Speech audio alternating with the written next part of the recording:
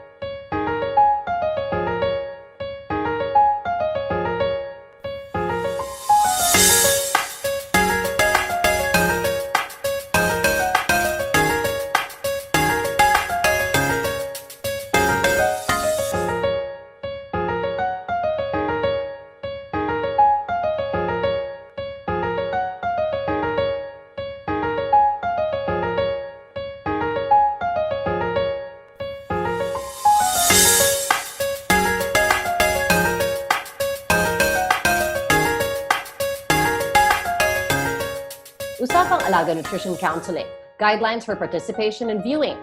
This service is not meant to diagnose, treat, cure, or prevent any disease, to be used for a therapeutic purpose or made as a substitute for the advice of your child's healthcare provider or doctor. The information may include the views or recommendations of third parties and does not necessarily reflect the views of Abbott Nutrition. The views and opinions expressed by the host and speakers do not state or reflect those of the company and its management. Furthermore, the assumptions, views, opinions, and insinuations made by the host or guests do not reflect those of the show, the management, and Abbott Nutrition. Only questions pertaining to children 3 years old and above will be answered in compliance with the milk code, and questions concerning children 3 years and below must be directed to viewers' own healthcare providers. By participating in Usapang Alaga's Facebook video premiere, participants agreed and acknowledged that all information shared during the activity shall be visible to all viewers. Notwithstanding the foregoing, no personal information shall be collected and retained by the organizers, doctors, and Abbott Nutrition in compliance with the existing data privacy laws and regulations, including but not limited to the Data Privacy Act of 2012 and its implementing rules and regulations. The organizers shall not be held liable for any misinterpretation or misuse of such information voluntarily shared by participants during the live session. We reserve the right to remove comments that are inappropriate or offensive, attacks other participants personally, including hate speech or comments that encourage illegal activity.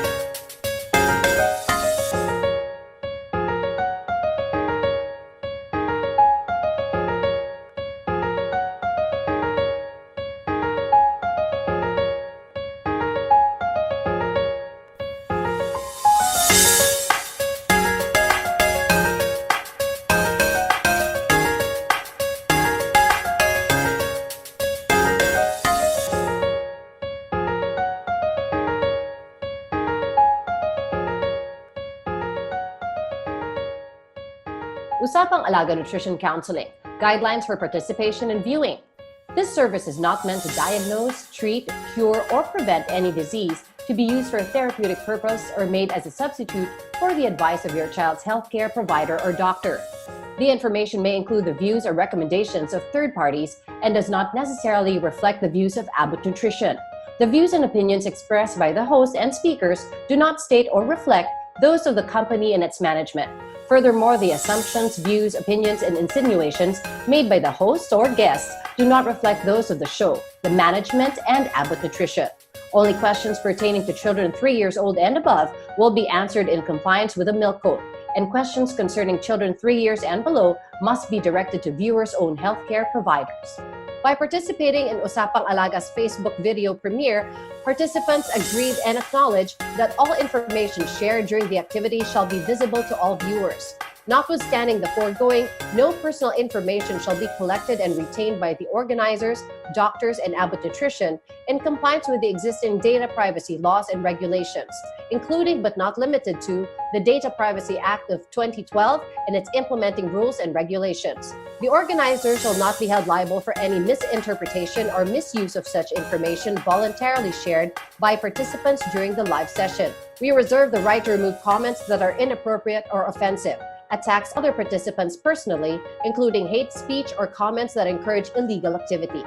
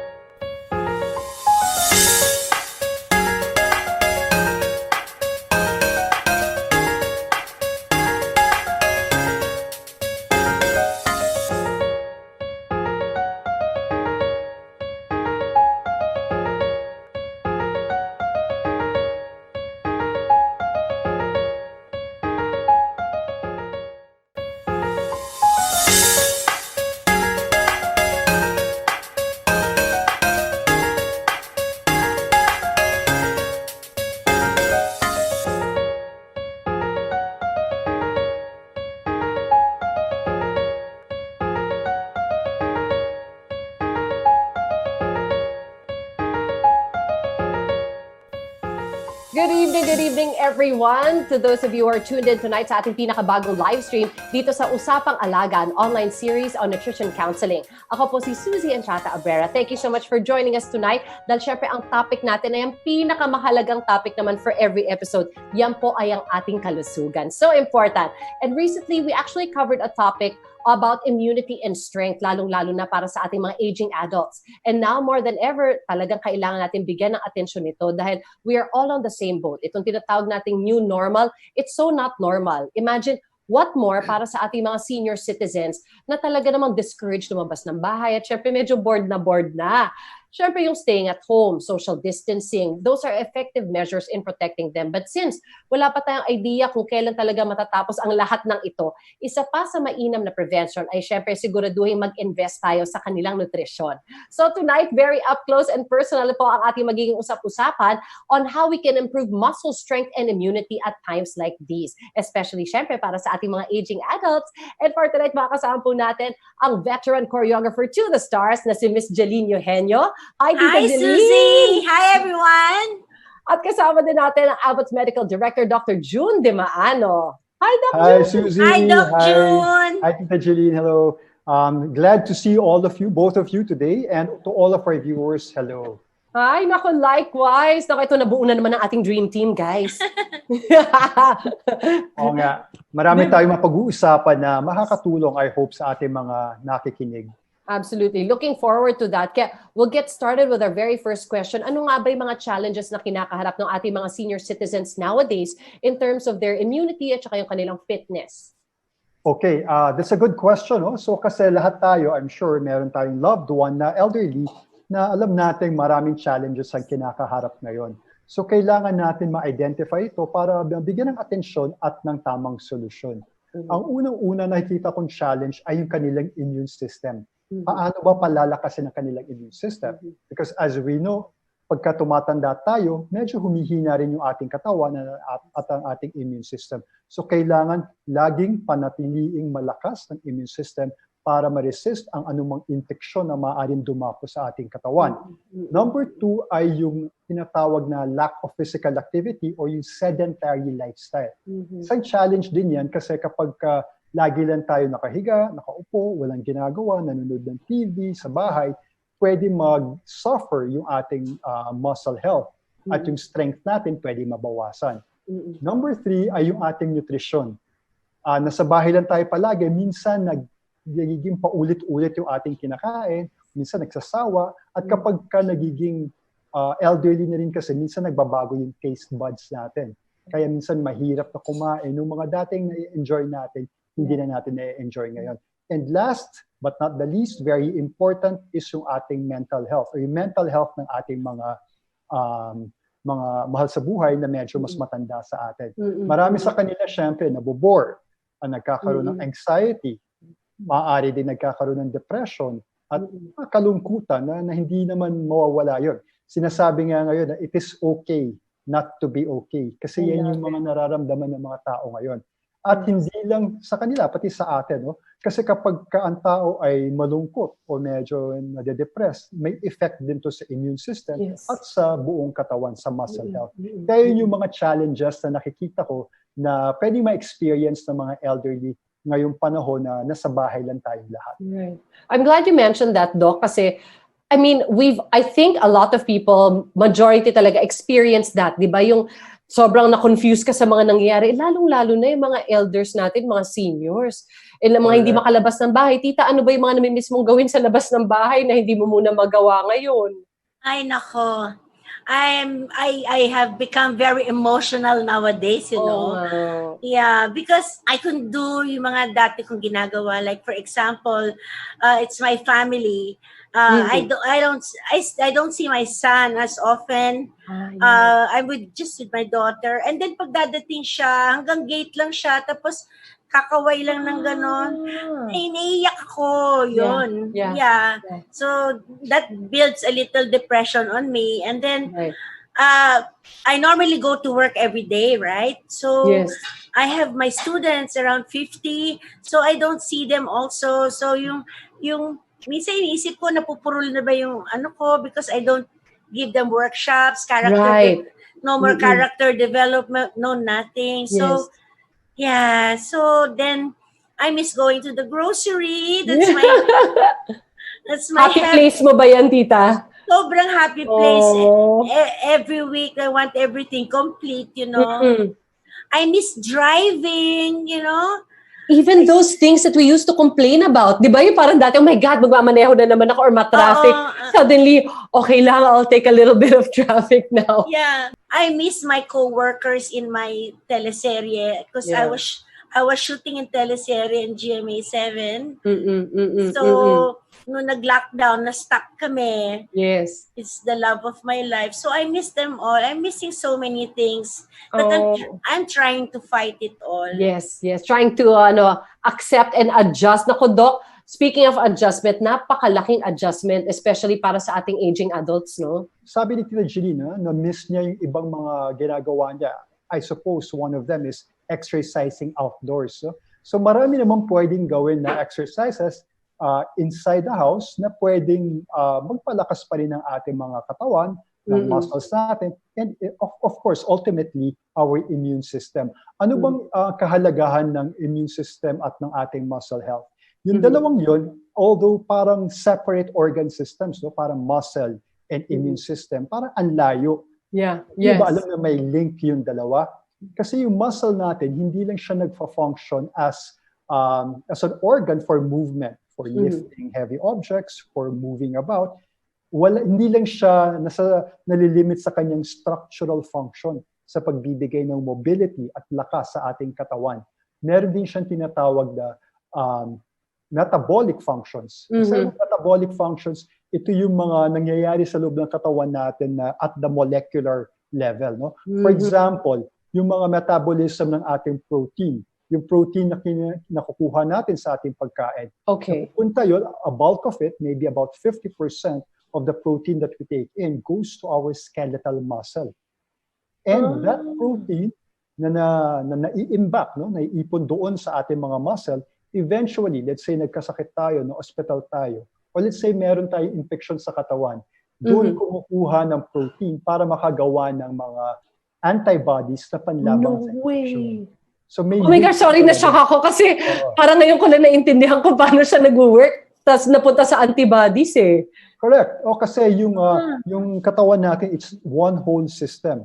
So they interact with one another. So kapag let's say, nabawasan ka ng muscle mass, let's say 10% lang, pwede ka na maging susceptible to infection.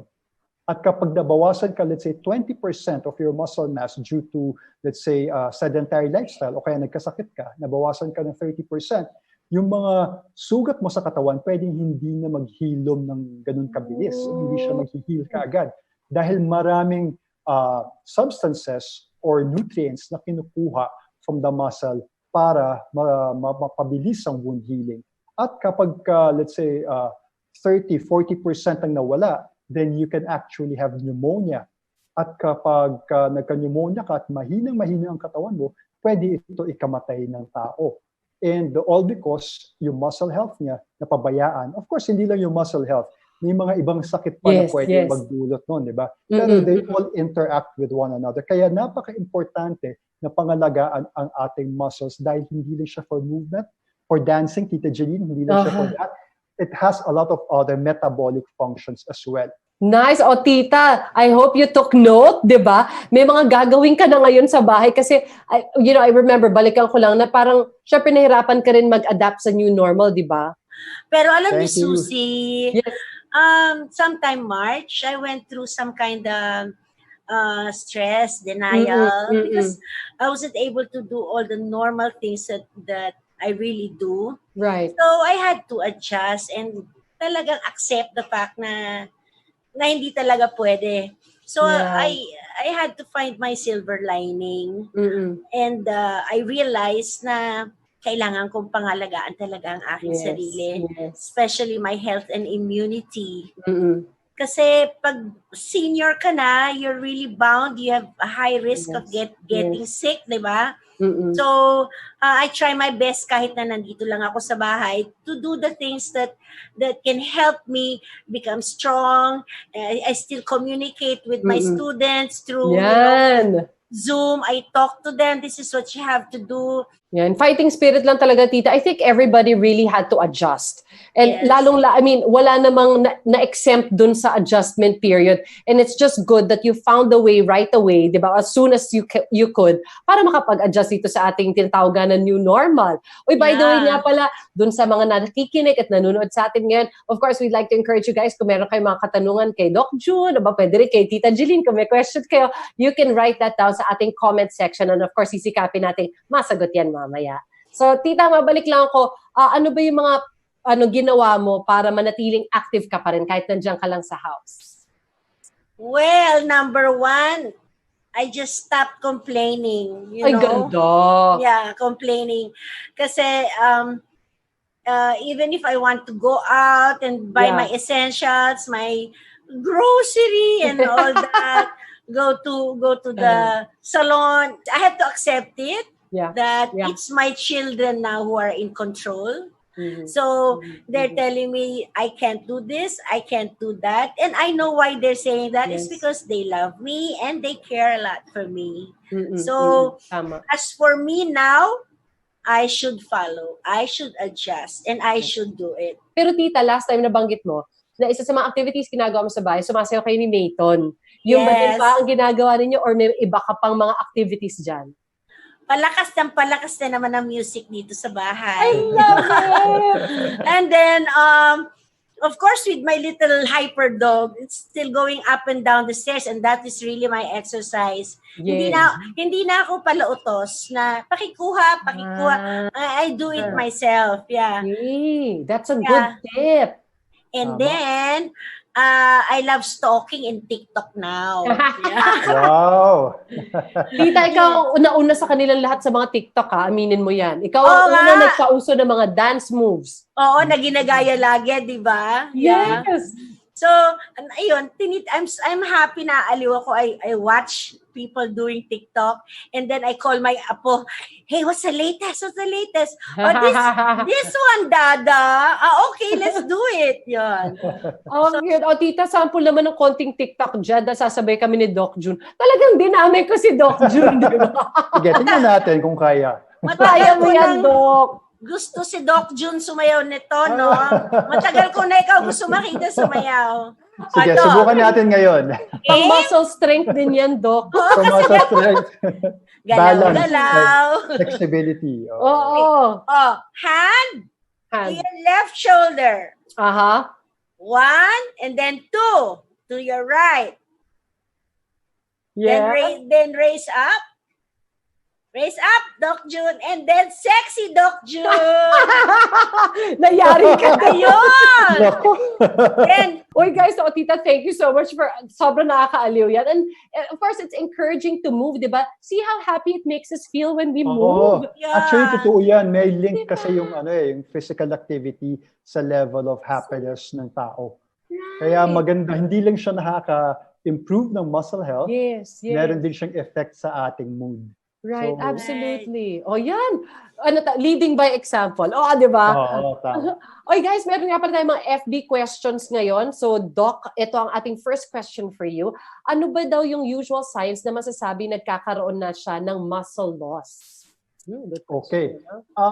Una-una, let me just mention na ang muscle loss usually nagsastart siya mabawasan sa atin as we age, pagtungtong natin ng age ng 40. So, hindi natin napapansin na bumababa na yung muscle mass natin, lalo na kung hindi tayo nag-exercise at kung hindi tayo kumakain ng tama. So, yun yung mga dahilan. So, ang unang tingnan natin is, just by looking at the mirror, malalaman natin kung lumiliit ba ang ating mga muscles. Lalo na, sabi ko kanina, yung muscles sa binte, yung calf muscles natin. Makikita natin dyan kung lumiliit siya at kung nababawasan na yung muscle health natin, yung muscle mass natin. And that's one good sign or indication itong calf muscle natin. So tingnan lang natin, kung gusto mo, i-measure mo siya from time to time, tapos tingnan mo how much you're losing. Pero syempre hindi maganda na you're losing, nakakabahala siya. Right. Pero isang symptom yun, isang sign na pwede mong makita kung may muscle mass loss ka. Another is yung generalized weakness. Parang yung mga dating nagagawa mo, let's say pagbangon sa kama, sa umaga, o kaya pagbuhat ng mga anak mo or apo, let's say apo or anak, no? Or yung pagbuhat ng mga objects sa bahay, shopping bags, mga ganun, medyo nahihirapan ka na. That's another sign also na pwede yung strength mo, physical strength mo ay nababawasan.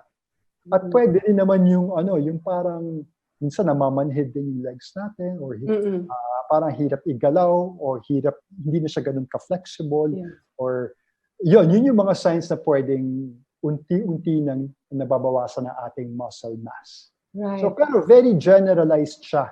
Hindi mo mapo-point out na yun talaga yung dahilan. Kasi pwede rin yung ibang conditions can also manifest in that way.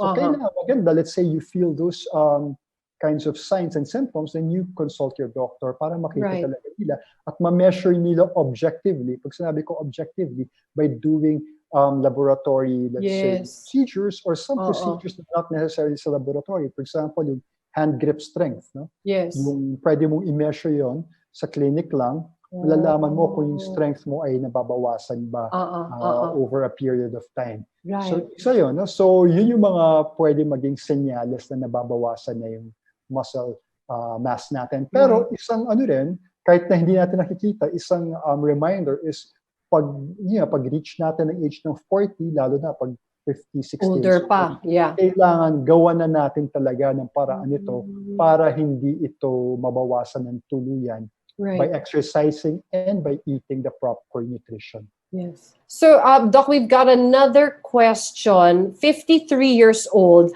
At what age ba ako pwede magsimula uminom ng adult nutritional supplements with HMB? Kasi ako, Doc, personally, parang gusto ko na rin mag-umpisa eh. Kasi now that, anyway, knowing all of this and how important it is, parang yun. So, at 53, is that a good age to start? Okay, kasi may mga iba-ibang adult nutritional supplements. Pero yung na-mention nung viewer is yung merong HMB. Ano nga ba ulit yung HMB? Sorry, Doc, balikan lang natin. HMB is beta-hydroxy-beta-methylbutyrate. So yun. Beta-hydroxy-beta-methyl. Ba't hindi H yung umpisa? Beta-hydroxy-beta-methylbutyrate. Sige. Okay. Anyway, so yun. So yung H is yung hydroxy. Yes. Hydroxy.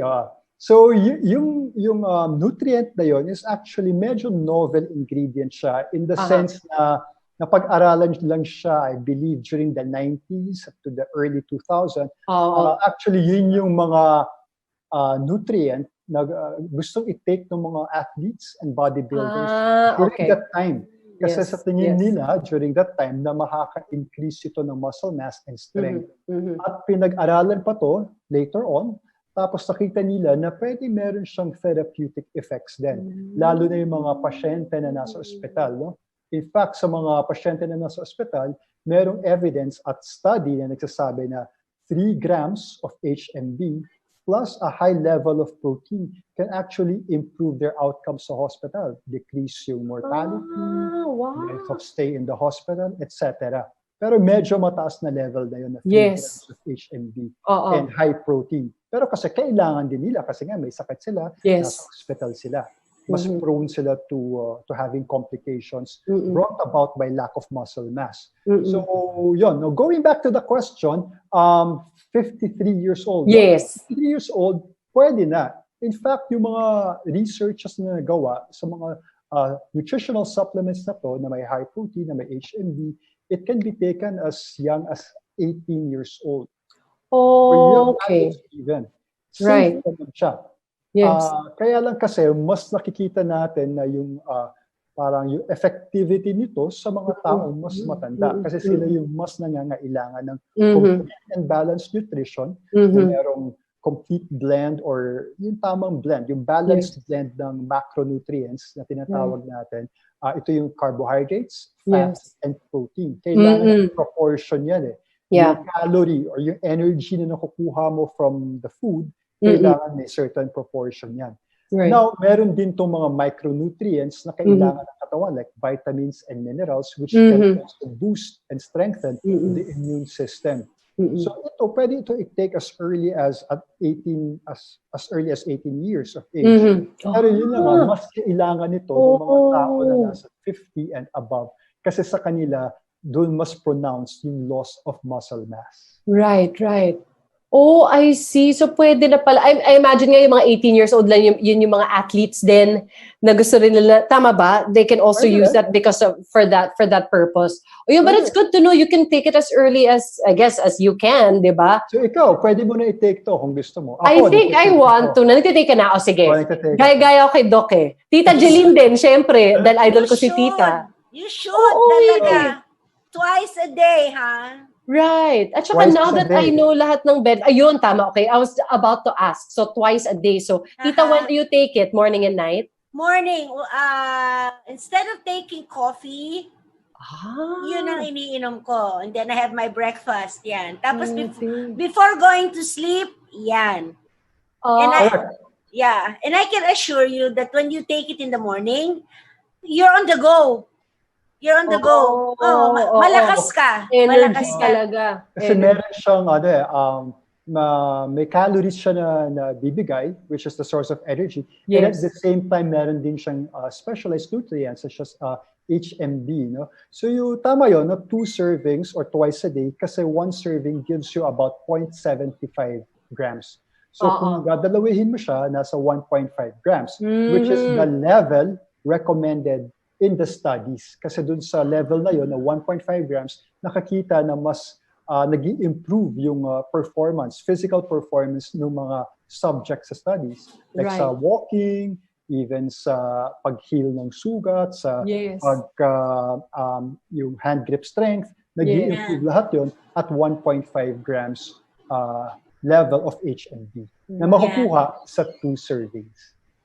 Dahil pag kailangan siyang i-translate sa pagkain, parang marami yatang kailangan mo kainin para ma-achieve mo yung 1.5 grams. Tama ba, Doc? Tama. Kunwari gusto mo siya kung ayaw mo mag-take ng any adult nutritional supplement, gusto mo siya kunin sa natural food na nakikita mo commonly sa supermarket. Right. So let's say avocados ang favorite mo, you need to eat 3,000 avocados to get 1.5 grams. A day! A day, instead of just 2 servings of the adult nutritional supplement. Kung gusto mo naman ng catfish fillet, kailangan mo ng mga 712 na catfish fillets just to get the 1.5 grams. Kung gusto mo naman ng eggs, kasi ang eggs, meron siyang tinatawag na leucine. Leucine is an amino acid na ang metabolite niya, kapag in-ingest mo yung leucine, pwede ka makapag-produce ng HMB sa katawan. Nice.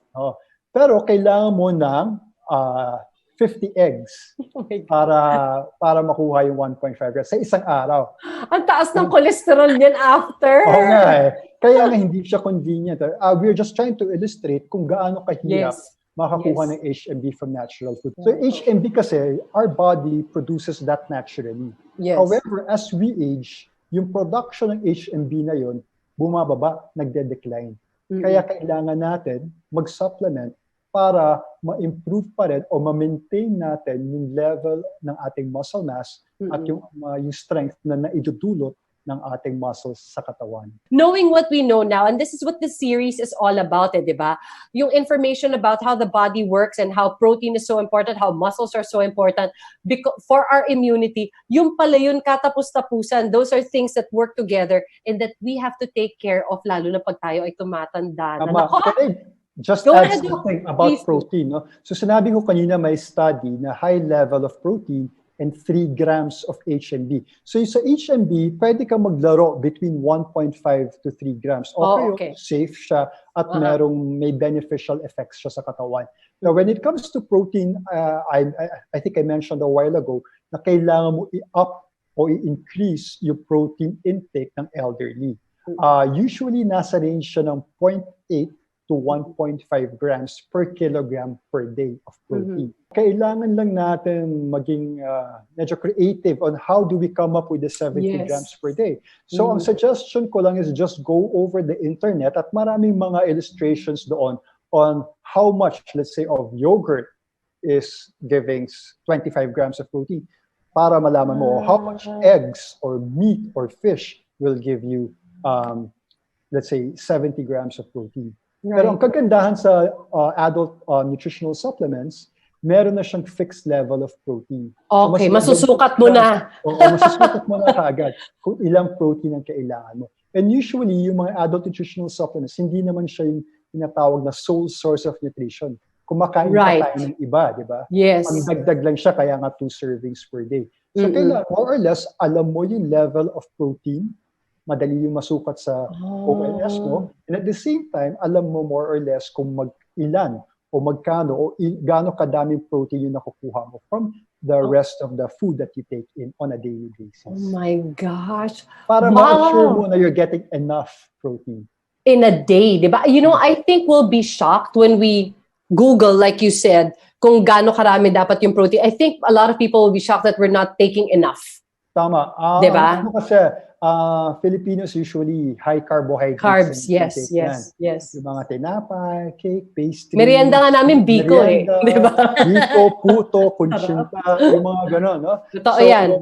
Kailangan maging conscious tayo. Saan ba nakukuha yung mga protein? No? Yeah. Aside from adult nutritional supplements, sa mga lean meat, fish, eggs, milk, yogurt, nuts, lentils, beans, munggo, yung tokwa, tofu. Lahat yan, sources of protein.